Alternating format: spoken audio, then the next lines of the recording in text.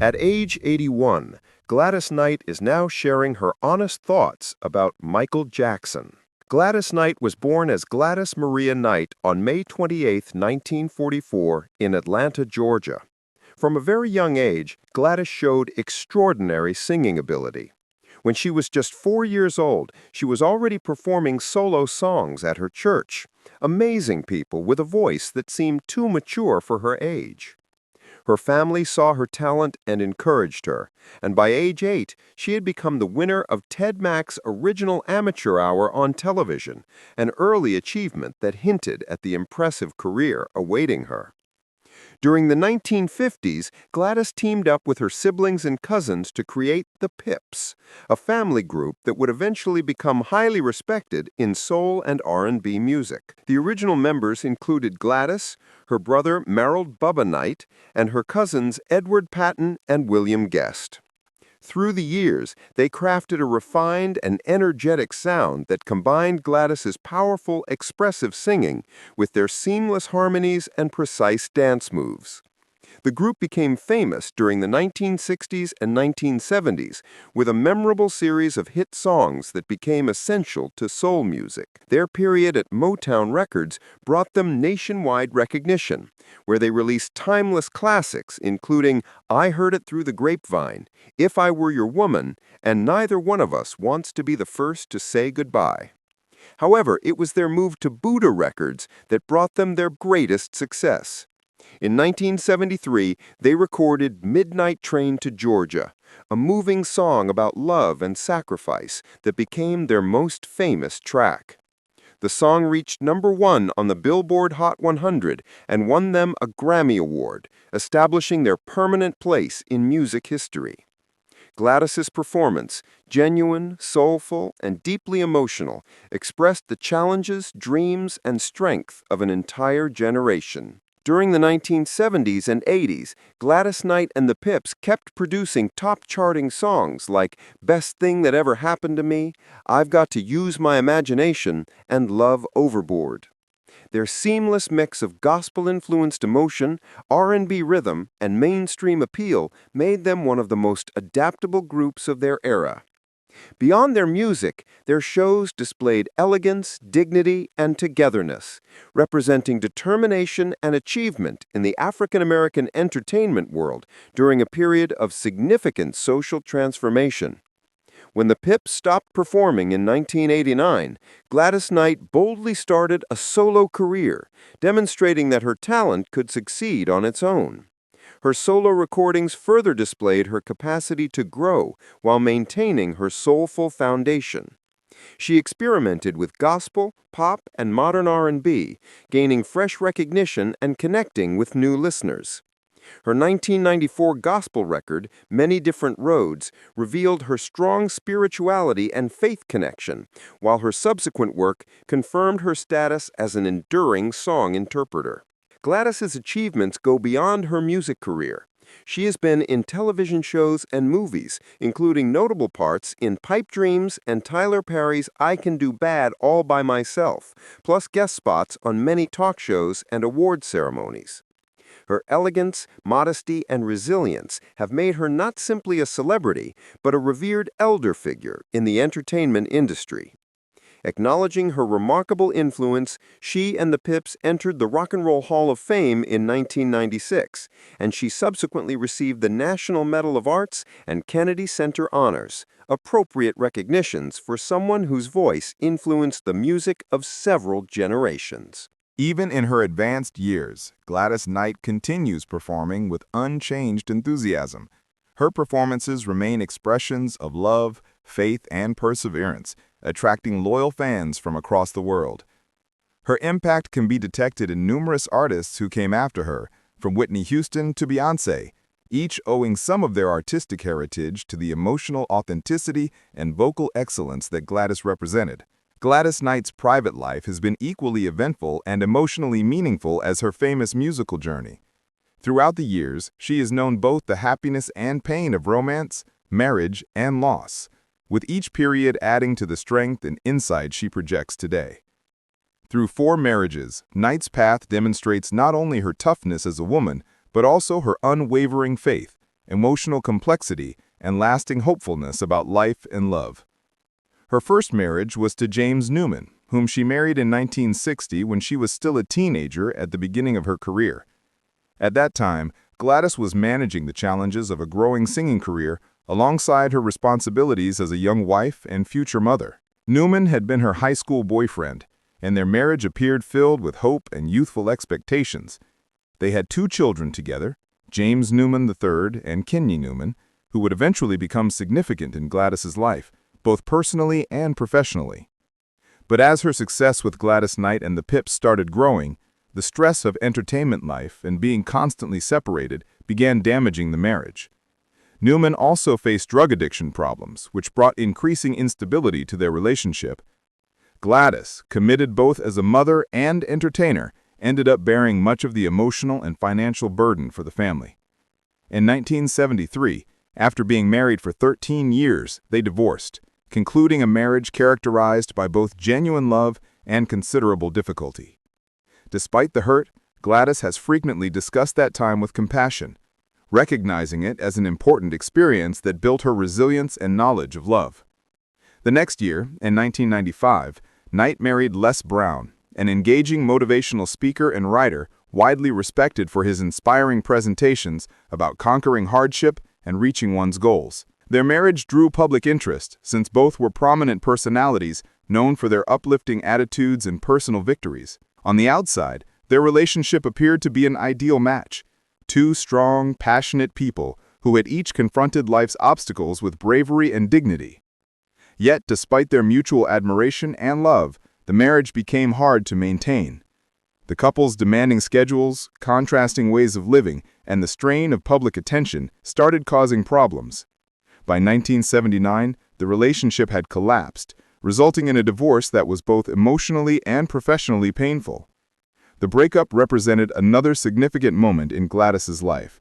She started concentrating more intensely on her spiritual development and inner peace, gaining important insights about needing balance between professional achievement and emotional satisfaction. Many years later, in 1995, Gladys began her 3rd marriage, this time to Les Brown, an engaging motivational speaker and writer widely respected for his inspiring presentations about conquering hardship and reaching one's goals. Their marriage drew public interest since both were prominent personalities known for their uplifting attitudes and personal victories.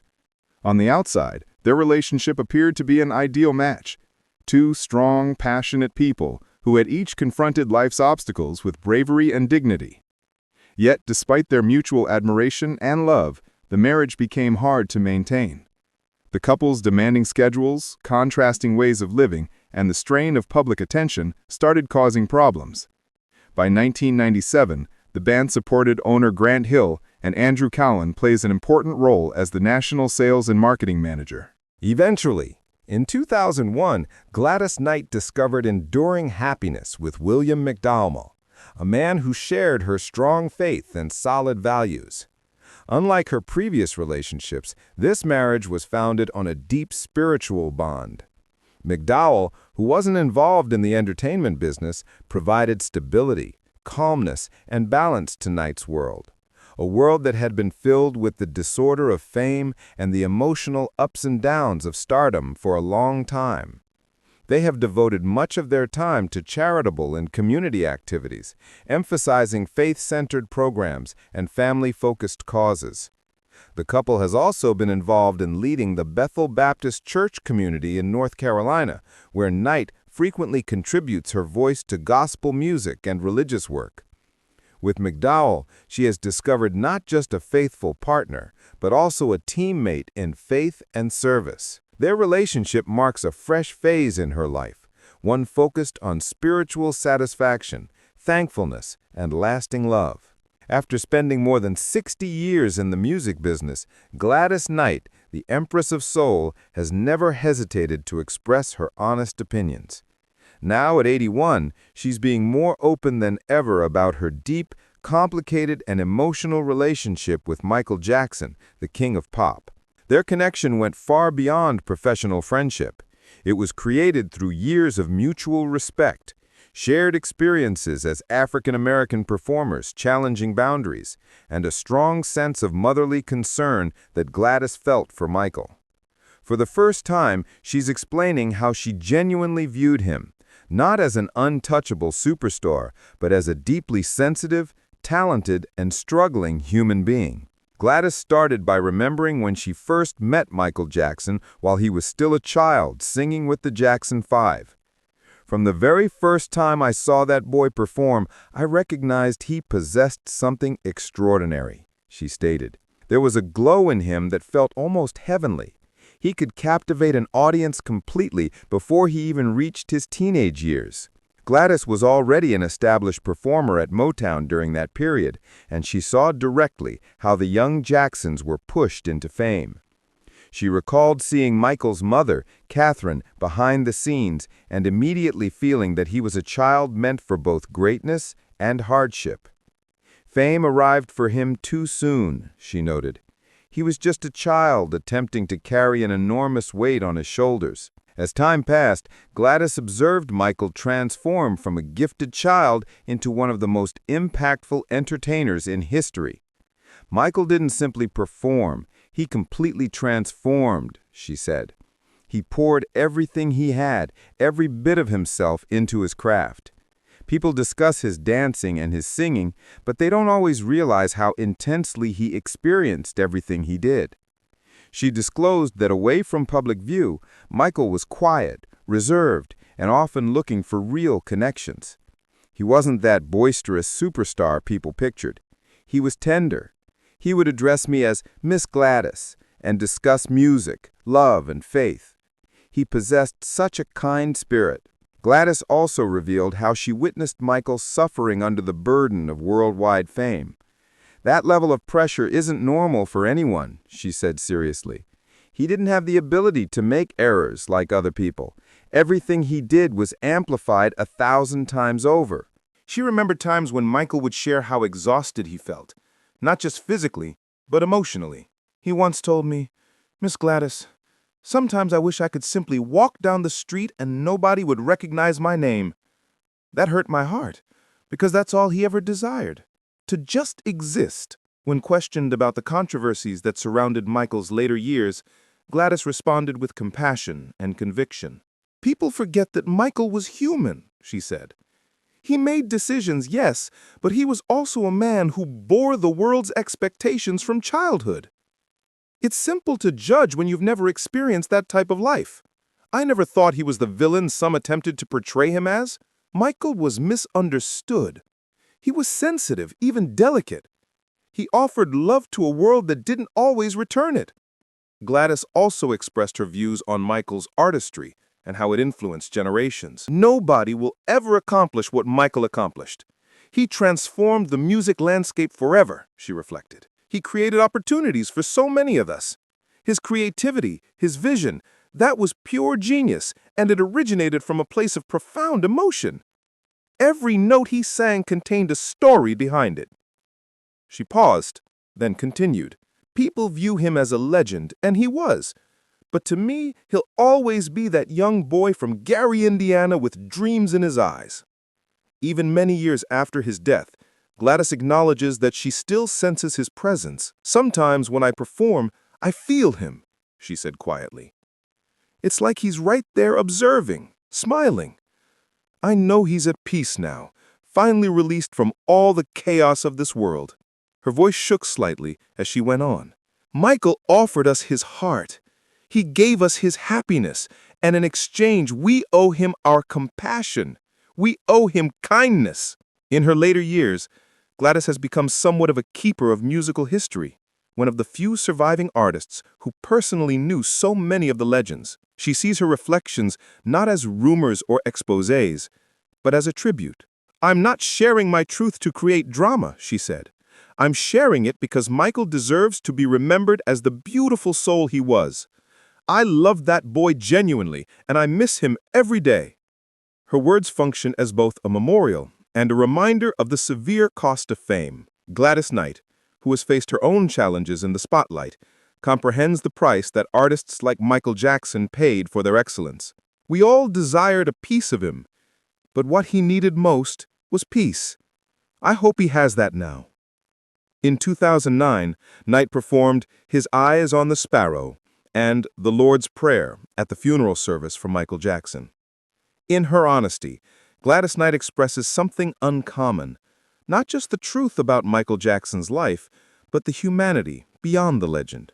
Her thoughts remind the world that underneath the sparkle, the moonwalks, and the achievements, Michael was a man who wished to be loved for who he genuinely was. Gladys Knight's memories of Michael Jackson offer us something precious, a window into the real person behind the icon. Her words carry the weight of someone who witnessed both his brilliance and his pain. Someone who understood the cost of the spotlight because she lived it herself. Through her eyes, we see Michael not as a distant figure frozen in time, but as a sensitive soul who touched millions yet struggled to find peace in his own life. As one of the last living connections to that golden era of music, Gladys serves as a bridge between generations. Her willingness to speak openly about Michael comes not from a desire for attention, but from a place of genuine love and respect. She wants the world to remember him as she knew him, not just as the king of pop, but as a kind-hearted person who gave everything to his art and asked for very little in return. The story of Michael Jackson, as told through Gladys Knight's perspective, reminds us that behind every legend is a human being with hopes, fears, and dreams. It challenges us to look beyond the headlines and remember the person underneath. And perhaps most importantly, it teaches us to offer grace and understanding to those who carry the heavy burden of fame. Gladys's tribute to Michael is her gift to the world, a chance to see him through the eyes of someone who truly cared. It's a reminder that even the brightest stars need compassion, and that sometimes the greatest thing we can offer someone is simply our understanding. If Gladys Knight's heartfelt memories touched you, take a moment to share this story with others who appreciate real, honest reflections from music legends. Leave your thoughts in the comments below. Did this change how you see Michael Jackson? What did Gladys's words mean to you? And if you want to hear more untold stories from the icons who shaped music history, subscribe and turn on notifications so you never miss these rare, intimate glimpses into the lives of the artists we love. Let's keep their legacies alive by remembering them as the complete, complex, beautiful people they were.